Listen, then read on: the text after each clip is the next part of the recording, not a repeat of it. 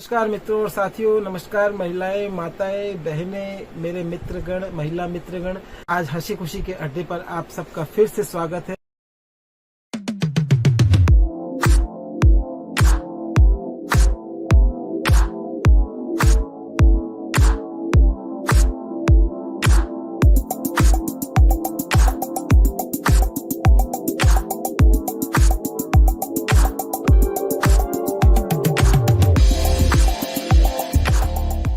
मैं महिला दिवस के अवसर पर कुछ महिला शक्ति के बारे में बताने की योजना के तहत काम कर रहा हूं, जहां पर मैं इस चैनल पर ज्यादा करके मैं खुश रहने के अनमोल सूत्र बताता हूं। नारी शक्ति के बारे में बताना बहुत जरूरी है, क्योंकि नारी शक्ति हमारे मनुष्य जीवन की नींव है। नारी के बिना हम सब अपूर्ण है। इस सृष्टि की संरचना में भी नारी का प्रथम स्थान है। वास्तव में नारी हमारे समाज की शक्ति है, नींव है, जो सृजन करती है, नई पीढ़ी को जन्म देती है, सृष्टि का संचार करती है। इसके बावजूद भी हम नारी शक्ति को कहीं न कहीं अभी भी पुरुषों से कमजोर समझते हैं। हमारी भारतीय संस्कृति में तो विशेष रूप से अभी भी इसे कमजोर समझा जाता है। स्त्रियों के बिना हम अपना परिवार, अपना समाज नहीं बना सकते। इसके बावजूद भी हम नारी को अपने जीवन में अभी भी समानता का अधिकार नहीं दे पा रहे। इस कड़ी में शुरुआत करने के लिए सबसे ज्यादा जरूरी है हमें इस ओर ध्यान देना कि हम नारी शिक्षा को विशेष महत्व दें। नारी के प्रशिक्षण को पुरुष की तरह ही समानता दें, ताकि देश और समाज और संस्कृति आर्थिक और सामाजिक दोनों स्तर पर साथ साथ बढ़ सके। समाज में इन दोनों में असमानता का जो दौर है वो खत्म करना इसलिए भी जरूरी है, क्योंकि इससे आर्थिक और सामाजिक के साथ साथ देश आत्मनिर्भर बन सकता है। देश में समृद्धि और विकसित राष्ट्र की श्रेणी में इसे सम्मिलित किया जा सकता है। इस कड़ी में समानता के लिए पुरुषों को इस बात को महत्व देना होगा और समझना होगा, जब एक पुरुष शिक्षित होता है तब एकमात्र वही पुरुष ही शिक्षित होता है, किंतु जब एक नारी शिक्षित होती है तब उस नारी के साथ साथ उसका पूरा परिवार शिक्षित होता है और उसके प्रभाव से पूरा देश, पूरा समाज शिक्षित हो जाता है। तो पुरुषों को यह समझना होगा कि नारी ही पुरुष की पूरक है, समाज की पूरक है। नारी को आज के इस युग में पुरुषों के समान ही दर्जा दिया जाना क्यों जरूरी है, आइए इस पर भी थोड़ी चर्चा करते हैं। इससे देश में आर्थिक स्वतंत्रता आती है, जीवन में, समाज में आर्थिक स्वतंत्रता आती है, परिवार में आर्थिक स्वतंत्रता आती है। आज के इस आर्थिक युग में जहां हम भौतिक जीवन को अधिक महत्व दे रहे हैं, हमारे खर्चे भी निरंतर बढ़ रहे हैं, हमारी जरूरतें बढ़ रही है और वर्तमान में एकमात्र पुरुष के कमाने से इन सब जरूरतों को पूरा किया जाना कई बार असंभव सा हो जाता है। तब यह बहुत जरूरी हो जाता है कि स्त्री और पुरुष दोनों कमाएं, ताकि आर्थिक स्वतंत्रता मिल सके, जीवन में आत्मबल बढ़ सके, अभावग्रस्त जीवन से मुक्त हो सके और जीवन में प्रसन्नता, श्री, समृद्धि और खुशियां बढ़ सके। इस नारी शक्ति को महत्व देने से देश में सुरक्षा की भावना भी बढ़ती है। जब नारी और पुरुष दोनों समान भाव से देखे जाते हैं, उस देश की सुरक्षा व्यवस्था भी काफी मजबूत हो जाती है, क्योंकि वह देश आर्थिक रूप से भी मजबूत होता है और अपनी सुरक्षा करने की प्रेरणा जब नारी को भी पुरुषों के साथ साथ दी जाती है, तब वह देश प्रचुर मात्रा में सक्षम हो जाता है। जैसे इजराइल, यहाँ पर नारी और पुरुष दोनों को सुरक्षा की ट्रेनिंग दी जाती है। जब देश का हर युवा और युवती देश की सुरक्षा के लिए प्रशिक्षित यहाँ होते हैं, तब उस देश का सैन्य बल प्रचुरता से बढ़ जाता है। उस देश की सुरक्षा क्षमता दोगुनी तिगुनी हो जाती है। दुश्मन मुल्क उस पर आंख उठाकर देख नहीं पाता, जैसा कि हम इजराइल में देख सकते हैं। वहाँ पुरुष और महिलाओं दोनों को देश की सुरक्षा के लिए भी ट्रेनिंग लेनी बहुत जरूरी होती है। जब हम इस पुरुष और नारी की असमानताओं की भावना से ऊपर उठते हैं, तो यह देखा जाता है कि महिलाओं में आत्मबल बढ़ता है, उनकी सुरक्षा बढ़ती है। उनकी आत्मरक्षा के तहत जब वो मजबूत होती हैं, तो उनको सुरक्षा करने की काफी तरकीबें सिखाई जाती है, जिससे वे सशक्त होती है, जिससे पुरुष महिलाओं को कमजोर नहीं समझ पाते, उनका शोषण नहीं कर पाते, उन्हें दबा भी नहीं पाते और इससे एक समाज में भ्रष्टाचार की भावना कम होती है। नारी बहुत ही शक्तिशाली होती है। वह अपनी शक्ति के द्वारा अपने परिवार, अपने आसपास के लोगों को और जागृत करती है, अपनी शक्तियों को बांटती है, उससे सृजन करती है, जिससे आसपास का माहौल भी सकारात्मक और शक्तिशाली बनता है।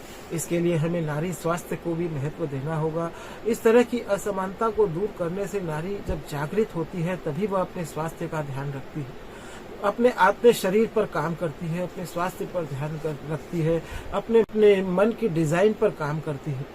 उनमें सकारात्मकता की भावना बढ़ने लगती है, क्योंकि ज्यादातर यह देखा जाता है कि गृहिणी और होम मेकर के रूप में जब वो सामने आती है, तो स्वयं भी अपने स्वास्थ्य को नजरअंदाज करने लगती है और परिवार के अन्य सदस्य भी उनके स्वास्थ्य और उनके जीवन पर ध्यान नहीं दे पाते।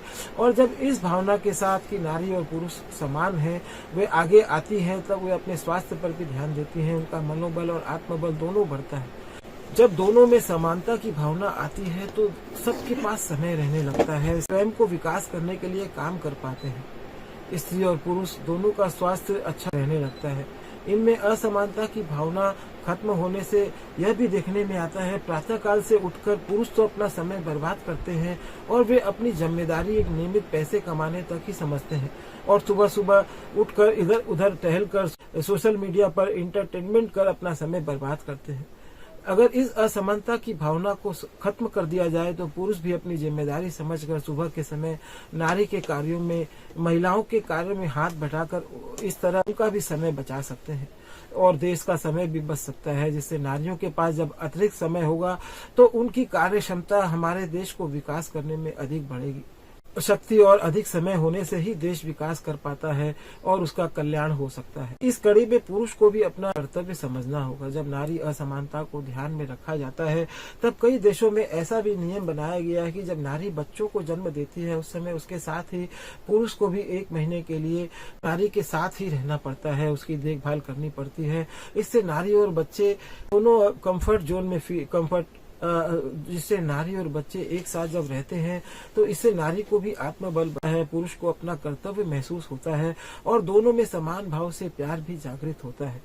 आत्मनिर्भर भारत की ओर हमारा देश बढ़ रहा है। अगर हम नारी स्वास्थ्य की ओर ध्यान देते हैं, नारी असमानता को दूर करते हैं तो यह हमारे देश को आत्मनिर्भर बनाने में अत्यंत कारगर सिद्ध हो सकता है। क्योंकि जब देश में नारी आगे आती है, नारी आत्मनिर्भर बनती है तो नारी मल्टीटास्किंग भी कर सकती है और नारी का बल बढ़ने से जब घर में, परिवार में, समाज में 2 कमाने वाले होते हैं, 1 से 2 रक्षक जब देश के लिए पैदा होते हैं तो वह देश हर हाल में शक्तिशाली भी बनता है, आत्मनिर्भर भी बनता है।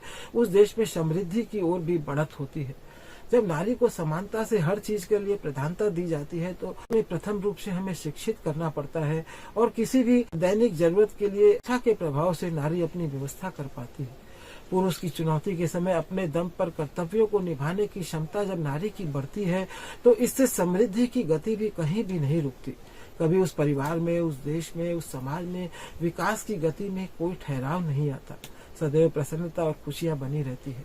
उस समाज में, उस राष्ट्र में विकास की गति तीव्रता से अपने चरम पर होती है। जब नारी असमानता को मान्यता दी जाती है तब दोनों अपने कर्तव्य को समझते हैं, अपने सामूहिक काम को समान भाव से देखते हैं। इस भावना से मुक्त होकर कि यह उसका काम है, यह मेरा काम है, इससे मुक्त होते हैं तब यह निश्चित होता है, तब दोनों के पास अतिरिक्त समय बचता है और वे विकास के लिए, प्रगति के लिए, अपने घर के लिए, अपने परिवार के लिए, समाज के लिए, फिर देश के लिए काम करते हैं। इससे देश भी विकसित होता है, समृद्ध होता है और देश में खुशियां बढ़ती है। कुल मिलाकर नारी को किसी हाल में भी कम नहीं आंकना चाहिए, कम नहीं समझना चाहिए। तभी देश, समाज और परिवार में आने वाले समय में देश और राष्ट्र विकसित हो सकता है। इसके लिए जीवन में पुरुष और महिलाओं दोनों को अपना कर्तव्य और जिम्मेदारी समान रूप से समझनी होगी। इससे समाज और जीवन दोनों खुशहाल बनता है। मैं अपनी महिला मित्र साथियों और महिलाओं को शत शत नमन करता हूँ। इंटरनेशनल वुमेन्स डे के इस शुभ अवसर पर उनको बहुत बहुत बधाई देता हूँ। उनकी शक्तियों को नमन करता हूँ, उनके आत्मबल, उनकी कार्य क्षमता को नमन करता हूँ। उनकी शक्तियों को नमन करते हुए मैं आप सबसे यही प्रार्थना करता हूँ, आप सभी पुरुष वर्ग यदि कोई इस वीडियो को देख रहे हैं तो इस शक्ति को सम्मान दें, उन्हें जागृत करें, उन्हें आगे लाएं। वैसे भी इस असमानता की भावना को जब हम दूर कर पाते हैं तभी हम राष्ट्र के तौर पर, अपने समाज के तौर पर, अपने जीवन के विकास के लिए कुछ न कुछ अपने जीवन में नए अवसर पैदा कर पाते हैं। इसके लिए हमें उन्हें जागृत करना है, उनके साथ खड़ा होना है, उनके आत्मबल को, उनकी शौक को, उनकी भावनाओं को प्रेरणा देनी है ताकि वो नए नए कार्य करके नई शक्तियों का सृजन कर सके। मित्रों और साथियों, मैं हंसी खुशी के अड्डे पर इस तरह जीवन में, समाज में खुश रहने की बातें ही बताता हूँ और www.khushiyahi-khushiya.com के इस वेबसाइट पर खुश रहने के अनमोल सूत्र बताता हूँ। जरूर पढ़ें और मेरे चैनल को सब्सक्राइब करें, लाइक करें, शेयर करें। जीवन में खुश रहने की बातें अपने चैनल पर बताता हूँ कि जीवन में खुश रहने के लिए हमें कहाँ कहाँ काम करने की जरूरत है, क्योंकि कहीं न कहीं हम विकसित राष्ट्र बनने जा रहे हैं। तो इसके लिए हमें खुशियों की ओर भी ध्यान देना है, हमारे मानसिक स्वास्थ्य की ओर ध्यान देना है, हमारे घर की उन क्षेत्रों में, हमारे समाज की उन क्षेत्रों पर ध्यान देना है जहाँ पर हम कहीं न कहीं भुला रहे हैं, जहाँ पर हम असहयोग करने की वजह से हमारा समाज पिछड़ रहा है। हमें गांव की ओर भी ध्यान देना है, गांव की महिलाओं को विशेष रूप से प्रशिक्षित करना, शिक्षित करना, इस कड़ी में हमें बहुत काम करने की जरूरत है। तभी हमारा देश, हमारा राष्ट्र खुशहाल। हैप्पी इंटरनेशनल वर्किंग डे भी इसी महीने आता है, जो कि 20 मार्च को हम मनाते हैं। और बड़े ही दुख की बात है, इस समय हम 2023 में 126वें स्थान पर 150 देशों की श्रेणी में खड़े हैं। इस ओर भी हमें ध्यान देना है। जब हमारी देश की नारी शक्ति आगे आएगी, नारी शक्ति को हम विशेषता से, असमानता की भावना से परे हटकर समान स्थान देंगे, उन्हें आगे लाएंगे, इस ओर काम करेंगे, तभी हमारे देश में खुशहाली फिर से बनेगी। आगे अंतर्राष्ट्रीय खुशी दिवस आ रहा है, जहां मैं खुश रहने के नए नए सूत्र आपको और भी बताऊंगा। आप इस चैनल को जरूर देखना। मातृशक्ति से भी मेरा आग्रह है कि आपके घर में अगर कोई युवा पीढ़ी है तो इस चैनल के बारे में उन्हें भी बताएं। आपके घर में यदि कोई बड़े बुजुर्ग है तो उन्हें भी बताएं। मैं वृद्धावस्था में खुश रहने की बातें भी अपने चैनल पर बहुत विस्तार से बताया हूँ, और अपने युवा साथियों को किस तरह हम खुश रहने की ट्रेनिंग दे सकते हैं। आजकल युवा वर्ग ज्यादा से ज्यादा रील और सोशल मीडिया के द्वारा मोबाइल पर ही अपना समय दे रहे हैं, और मोबाइल पर ही हमारे धर्म शास्त्रों की बातों को मैं विकसित भारत के निर्माण के लिए नए नए अच्छे सूत्रों के माध्यम से बताता हूँ। धन्यवाद साथियों, थैंक यू।